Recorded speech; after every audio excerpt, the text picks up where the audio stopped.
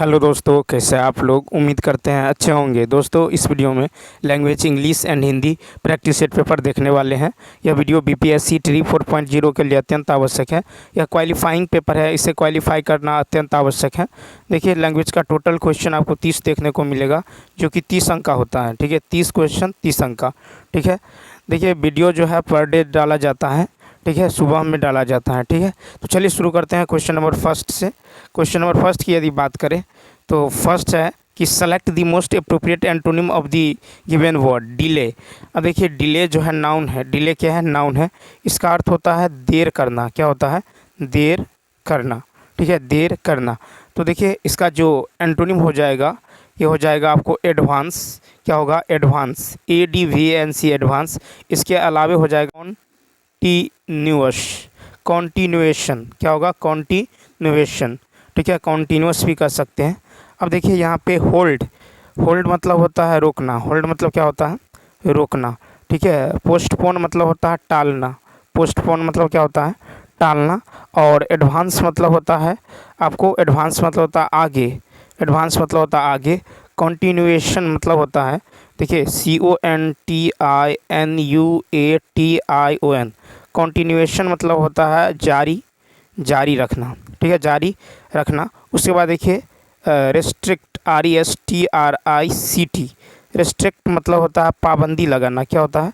पाबंदी लगाना। पाबंदी, पाबंदी लगाना। ठीक है, पाबंदी लगाना। नेक्स्ट क्वेश्चन की यदि बात करें तो नेक्स्ट क्वेश्चन है कि select the most appropriate option to fill in the blank. कहता है electric gates make ours course dot dot dot. तो देखिए यहाँ पे हो जाएगा आपको बी ऑप्शन। देखिए CONVENIENT, कॉन्वीनियंट। तो देखिए कॉन्वेनियंट। तो देखिए इलेक्ट्रिक गेट्स ने घरेलू कार्यों को सुविधाजनक या आसान बना दिए हैं। सुविधाजनक अथवा आसान के लिए यहाँ पे CONVENIENT शब्द को चुना जाएगा। तो इसका बी ऑप्शन क्या है? राइट है। ठीक है, बी ऑप्शन क्या है? राइट है। अब चलिए देखते हैं नेक्स्ट क्वेश्चन। 3 है कि teachers day is celebrated on. तो देखिए 3 का राइट आंसर होगा E option. Teachers day is celebrated on 5 सितंबर। 5 सितंबर। ठीक है, तो इसका राइट आंसर क्या होना चाहिए? 5 सितंबर होना चाहिए। ठीक है, अब देखिए क्वेश्चन नंबर जो है 4। क्वेश्चन नंबर 4 है कि India's first prime minister was. तो देखिए India's first prime minister was Jawaharlal Nehru. ठीक है, तो इसका बी ऑप्शन। ठीक है, India's first prime minister was Jawaharlal Nehru, यानी B is the right answer. Question number 5 देखिए। क्वेश्चन नंबर 5 की यदि बात करें तो 5 है कि select the option that can be used as a one word substitute for the given group of words. कहता है फीलिंग और स्विंग एक्सट्रीम टायर्डनेस। तो 5 का होगा सी ऑप्शन। क्या होगा? C option. तो फीलिंग और स्विंग एक्सट्रीम टायर्डनेस मतलब होता है WEARY। इसका मतलब होता है वरी, मतलब होता है थका हुआ। क्या होता है? थका हुआ। ठीक है, थका हुआ। अन्य शब्दों को यदि देखें तो ड्राउजी मतलब होता है निद्रालु। क्या होता है? निद्रालु, DROWSY। ठीक है, नोट कंप्लीटेड अवेक। ठीक है, उसके बाद नर्वस, NERVOUS। नर्वस मतलब होता है आपको, नर्वस मतलब होता है घबराया, घबराया हुआ, घबराया हुआ। ठीक है, नर्वस मतलब घबराया हुआ। उसके बाद देखिए VITALISED।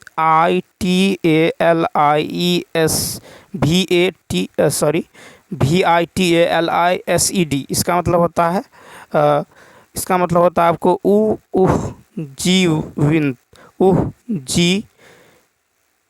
इसका अर्थ होता है कि जीवित किया। ठीक है, जीवित किया। नेक्स्ट क्वेश्चन देखिए।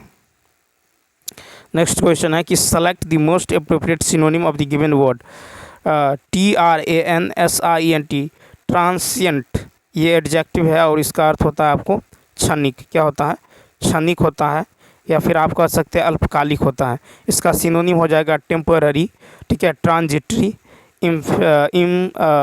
इफेमरल। ठीक है, तो इसका राइट आंसर होगा सी ऑप्शन, टेम्पररी। ठीक है, अब देखिए अन्य शब्दों को यदि देखें तो ट्रैप। यहाँ पे देखिए TRAP, ट्रैप मतलब होता था जाल। ट्रैप मतलब होता है जाल या जाल में फंसाना। ठीक है, ट्रांसफॉर्म मतलब होता है परिवर्तन करना। ट्रांसफॉर्म मतलब होता है परिवर्तन करना। और यहाँ पे देखिए टेम्पररी, टेम्पररी मतलब तो अभी बताया, टेम्पररी मतलब होता है आपको क्षणिक। ठीक है, क्या होता है तो क्षणिक, टेम्पररी मतलब क्षणिक। नेक्स्ट क्वेश्चन की यदि बात करें 7, देखिए 7 है कि select the most appropriate option to fill in the blank, it is very difficult for her to dot dot dot. तो यहाँ पे हो जाएगा 7 का ए ऑप्शन, यानी कीप अ सीक्रेट। तो देखिए सही जो एक्सप्रेशन हो जाएगा यहाँ पे to keep a secret, it is very difficult for her to keep a secret, यानी A is the right answer. Next 8, question number 8 देखिए, क्वेश्चन नंबर 8 है कि select the most appropriate option to fill in the blank when the patient recovered he was dot dot from the hospital. तो देखिए B, देखिए यहाँ पे B option, यानी when the patient recovered he was discharged from the hospital, यानी patient का hospital से नाम कटाने अथवा हॉस्पिटल से छोड़ने के अर्थ में डिस्चार्ज का शब्द का प्रयोग किया जाएगा। ठीक है, नेक्स्ट अब देखिए हिंदी शुरू होता है, कहता कौन सा वर्ण उच्चारण की दृष्टि से दंत्य नहीं है। तो देखिए सी ऑप्शन ट। तो ट वर्ण उच्चारण की दृष्टि से दंत्य नहीं है। दंत्य उच्चारण वर्ण है त, त, थ, द, ध। ठीक है, त, थ, द, ध। उसका देखिए तालव्य वर्ण का उच्चारण है। तालव्य वर्ण का उच्चारण यदि देखें तो यह च, छ, ज, झ, य, य और स। ठीक है, य तालव स। मूर्धन्य को यदि देखें, मूर्धन्य तो मूर्धन्य उच्चारण वर्ण है ट, ठ, ड, ढ, उसके बाद न अनुमूर्धन्य स, मूर्धन्य ट। तो जीभ जो है इसमें थोड़ा ऊपर की ओर मुड़ा जाएगा मूर्धन्य में। ठीक है, दंतोष्ठ में देखें तो जिन वर्णों का उच्चारण दांत से, जीभ और ओठों के स्पर्श से होता है, जैसे वो, दंतोष्ठ वो। नेक्स्ट देखिए 10 है कि जिस पुरुष की पत्नी साथ नहीं है के लिए एक शब्द कौन सा होगा। तो 10 का होगा बी ऑप्शन, विपत्निक। जिस पुरुष की पत्नी साथ नहीं है इसके लिए एक शब्द है विपत्निक। जिस पुरुष की पत्नी मर चुकी है उसके लिए एक शब्द है विधुर। ठीक है, जिस महिला की पति मर चुका है उसके लिए एक शब्द है विधवा। जो नायक या नायिका के विमुक्त होने पर दुखी हो उसके लिए एक शब्द है वियोगी। वह स्त्री जिसका पति दूसरा विवाह कर ले उसके लिए एक शब्द है अद्यूढ़ा। ठीक है, अद्यूढ़ा। नेक्स्ट देखिए 11 है कि पलंग शब्द का तत्सम कौन सा होगा। तो पलंग शब्द का तत्सम होगा पर्यक। पलंग फारसी भाषा शब्द है। पलंग जो है ये फारसी भाषा शब्द है। ठीक है, तत्सम शब्द संधि विच्छेद तत् जोड़ सम होता है, जिसका अर्थ होता है एक समान। नेक्स्ट फिर है कि जिस पंक्ति या जिन पंक्तियों में समानार्थक शब्दों या वाक्यांशों को की आवृत्ति हो परंतु अर्थ में अंतर हो, कौन सा अलंकार होता है। तो 12 का सी लटानुप्रास अलंकार। तो जिन पंक्ति या जिन पंक्तियों में समानार्थक शब्द या वाक्यांशों की आवृत्ति हो परंतु अर्थ में अंतर हो, वहाँ लटानुप्रास अलंकार का प्रयोग होता है। लटानुप्रास अलंकार यमक का ठीक उल्टा होता है। इसमें मात्र शब्दों की आवृत्ति न होकर तात्पर्य मात्र के भेद से शब्द और अर्थ दोनों की आवृत्ति होती है। ठीक है, लटानुप्रास अलंकार का उदाहरण है कि पंकज तो पंकज, मृगांक भी प्यारी, मिली न तेरे मुख की उपमा, देखी वसुधा सारी। नेक्स्ट कहता त्रिभुवन शब्द में कौन सा समास है। तो द्विगु समास। देखिए द्विगु समास का प्रथम पद संख्यावाचक होता है और अंतिम पद क्या होता है, संज्ञा होता है। द्विगु समास का उदाहरण है त्रिकला, त्रिभुज, चौराहा, नवग्रह, पंचवटी, अठन्नी। कर्मधारय का प्रथम पद विशेषण और दूसरा जो है विशेष्य अथवा संज्ञा होता है। ठीक है, कर्मधारी समास का उदाहरण है महाकवि, पीताम्बर, महावीर और जो है नराधम। ठीक है, तो देखिए द्विगु समास में जो है संख्या का बोध होगा, जैसे त्रि माने होता है 3। ठीक है, चतुर्भुज यानी 4। ठीक है, भुजाओं वाले। नेक्स्ट क्वेश्चन नंबर देखिए 14 है कि तालव्य महाप्राण अघोष व्यंजन वर्ण का उदाहरण कौन सा है। तो 14 का होगा बी ऑप्शन, छ। क्या है, तालव्य महाप्राण अघोष व्यंजन वर्ण का उदाहरण छ है। जिन वर्णों का उच्चारण तालु और जीभ के स्पर्श से होता है। तालव्य वर्णों के अंतर्गत हर्ष, ई, दीर्घ, ई, च, छ, ज, झ, य और तालव स। जिन व्यंजन वर्णों के उच्चारण में हकार, ह हौ की जैसी ध्वनि रहती है उसे महाप्राण व्यंजन कहते हैं। प्रत्येक वर्ग का दूसरा, चौथा और अष्टम व्यंजन वर्ण जो है महाप्राण के अंतर्गत आते हैं। नेक्स्ट, मूर्धन्य महाप्राण अघोष व्यंजन वर्ण का उदाहरण कौन सा है? तो बी ऑप्शन। तो देखिए मूर्धन्य महाप्राण अघोष व्यंजन वर्ण का उदाहरण ठ है। मूर्धन्य जिन वर्णों का उच्चारण मूर्धा और जीभ के स्पर्श से होता है। मूर्धन्य वर्ण जैसे री, ट, ठ, ड, ढ, न, ल और मूर्धन्य स। मुख के 6 भाग है, इन्हीं 6 भागों से वर्णों का उच्चारण होता है।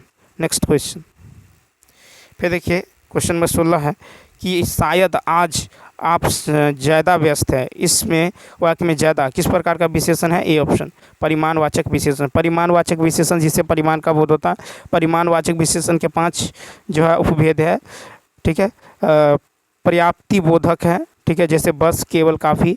तुलनात्मक बोधक है, जैसे जैसे और, ठीक है, अधिक, ऐसे। क्रम बोधक, उसके बाद है आपको अधिक्य बोधक और निम्नता बोधक। नेक्स्ट देखिए 17 है कि आलोक का विलोम शब्द क्या है? तो सी ऑप्शन, तिमिर। आलोक का विलोम है तिमिर। लोक का विलोम है परलोक। ज्वलन का विलोम है समन। तीक्ष्ण का विलोम है कुंद और बरबोला का विलोम है गुमसुम। नेक्स्ट कहता है हिंदी वर्णमाला में स्वरों की संख्या। तो सी ऑप्शन, हिंदी वर्णमाला में स्वरों की संख्या है 11, ठीक है। हिंदी वर्णमाला में स्वर है अ, आ, हर्ष, ई, दीर्घ ई, हर्षु, दुर्गु, री, ए, ऐ, ओ, औ, ठीक है। हिंदी में कुल 52 वर्ण है, ठीक है। 52 वर्ण है और स्पर्श व्यंजनों की संख्या कुल 25 है। स्पर्श व्यंजन कितना है? 25 है, ठीक है। अंतस्थ व्यंजन की संख्या 4 है। उष्म व्यंजन की संख्या 4 है, ठीक है। उत्तम व्यंजन और द्विगुण व्यंजन की संख्या 2 है। अयोग्य वाह 2 है। अनुस्वार और विसर्ग। नेक्स्ट क्वेश्चन नंबर 19 देखिए।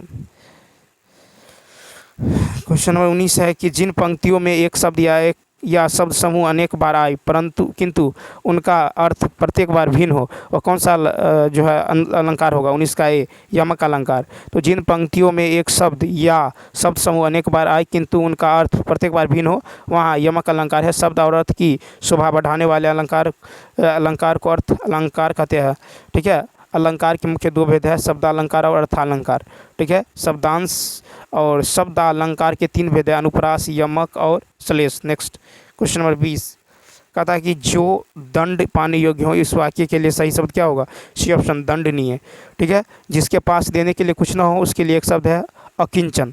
जो क्षमा पाने योग्य हो के लिए है क्षम्य, ठीक है। तीनों लोगों को जानने वाला, त्रिकालज्ञ। नेक्स्ट फिर है कि कौन सा शब्द उपमा का पर्यायवाची शब्द नहीं है? तो ए ऑप्शन, खाद जो है उपमा का पर्यायवाची शब्द नहीं है। उपमा का पर्यायवाची शब्द है तस्बीह, ठीक है, समता, सादृश्यता, जोर, साम्य आदि, ठीक है। खादी का पर्यायवाची शब्द है आपको भक्ष, आहार, खुराक, भोजन, भोज्य सामग्री, आहार आदि। नेक्स्ट कहता चमरी जाय पर दमरी न जाए, लोकोक्ति का अर्थ? सी ऑप्शन, बहुत कंजूस होना, ठीक है।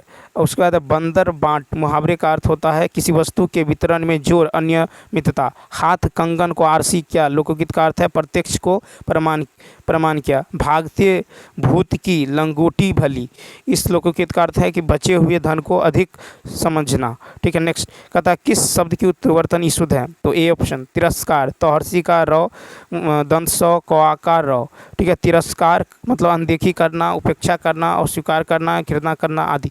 नेक्स्ट 24 है कि गरुड़ का पर्यायवाची शब्द तो कौन सा होगा? A option, Khagesh. तो गरुड़ का पर्यायवाची शब्द होगा खगेश। गरुड़ का अन्य पर्यायवाची शब्द है पत्रगारी, ठीक है, उर्गारी। उसके बाद है हरियान, ठीक है। वातने, खगपति, सुपर्ण और विषमुख आदि। नेक्स्ट कहता दांत गिनना मुहावरे का क्या अर्थ है? 25 का बी ऑप्शन, यानी उम्र पता लगाना। दांत गिनना, उम्र पता लगाना। दांत पीसना मुहावरे का अर्थ है क्रोध प्रदर्शन करना। दांत निपोड़ना मुहावरे का अर्थ है गिड़गिड़ाना। दांत से दांत बजाना यानी बहुत जारा पड़ना। दांत पीस कर रह जाना यानी क्रोध पी कर रह जाना। नेक्स्ट अब देखिए 26 से 30 तक का ध्यान से है कि भारत ने स्वाधीनता प्राप्त करने के बाद उनके क्षेत्रों में महत्वपूर्ण उपलब्धियां प्राप्त की हैं। जब हम स्वतंत्र हुए तो उस समय हमारी स्थिति अच्छी न थी। सरकारी प्रयासों से काफ़ी सुधार हुआ, परंतु अभी भी एक ऐसा क्षेत्र है जिसमें हम तक कुछ विशेष नहीं कर पाए, वह क्षेत्र जो है खेलों का सबसे बड़ी विडंबना और क्या हो सकती है। कहता है वर्षी से हम जो है ओलंपिक में एकाध स्वर्ण भी नहीं जीत पाए। दुनिया के छोटे छोटे अविकसित जो है निर्धन राष्ट्रों के प्रतिभागी भी खेलकूद के क्षेत्र में हमसे आगे निकल गए हैं। ठीक है, कभी हॉकी का विशेष चैंपियन रहने वाला भारत आज इस खेल में अपनी प्रतिष्ठा खो चुका है। खेलों में गिरते स्तर के लिए कौन जो है जिम्मेदार है। एक और सरकार की उदासीन दोषपूर्ण सरकारियाँ नीतियाँ जो तो दूसरी ओर विभिन्न खेलों संघों की गुटबाजी, खिलाड़ियों के लिए सुविधाओं एवं प्रशिक्षण का सर्वथा अभाव या कुछ प्रतिभागियों में भाग लेकर खाली हाथ लौटने सभी जो एक दूसरे को दोषी बताते हैं। कारण चाहे जो भी हो, इतना तो तय है कि खेलकूद को राष्ट्रीय सम्मान का पर्याय नहीं मानते हैं। अभाव प्रतियोगिताओं का नहीं अभाव है तो लगन का, प्रोत्साहन का, संकल्प का मुंहतोड़ जवाब बने वाले जीवट का। अब क्वेश्चन है कि गद्यांश का उपयुक्त शीर्षक हो सकता है, तो 26 का बी ऑप्शन, खेलों का गिरता स्तर। ठीक, नेक्स्ट क्वेश्चन फिर है कि खेलों में गिरते स्तर का कारण नहीं है, तो बी ऑप्शन, खेलों के लिए राष्ट्रीय सम्मान। नेक्स्ट, खेलों का नकारात्मक प्रभाव जो है पड़ता है, खेलों पर नकारात्मक प्रभाव, सी ऑप्शन, यानी आपसी गुटबंदी होने से। ठीक है, खेलों में जीत सामूहिक प्रयास का परिणाम होता है। नेक्स्ट 29 कहता है गद्यांश के अनुसार राष्ट्र की उपलब्धियों में से नहीं है, तो 29 का सी ऑप्शन, खेल। ठीक है, खेल। नेक्स्ट क्वेश्चन देखिए, अब देखिए यदि आप जीके जीएस, ठीक है, जीके जीएस मैथ साइंस, इसके अलावा जीके जीएस मैथ साइंस का प्रैक्टिस सेट पेपर देखना चाहते हैं आप, तो आप प्लेलिस्ट के जरिए देख सकते हैं। चलिए नेक्स्ट क्वेश्चन है 30 नंबर है कि खेलों में निर्धन राष्ट्र भी हमसे आगे निकल गए हैं क्योंकि वहाँ हैं, तो 30 का राइट आंसर होगा सी ऑप्शन, यानी खेलों को राष्ट्र सम्मान देना। ठीक है, तो खेलों में निर्धन राष्ट्र भी हमसे आगे निकल गया है क्योंकि वहाँ खेलों को राष्ट्र सम्मान से जोड़ा जाता है। खिलाड़ियों को खेल को राष्ट्र सम्मान से जोड़कर देखना चाहिए। खिलाड़ियों को निरंतर अभ्यास करना चाहिए जिससे सफलता जो है लगातार बना रहे। तो चलिए दोस्तों, इस वीडियो में इतना ही, मिलते हैं नेक्स्ट वीडियो में। Thanks for watching.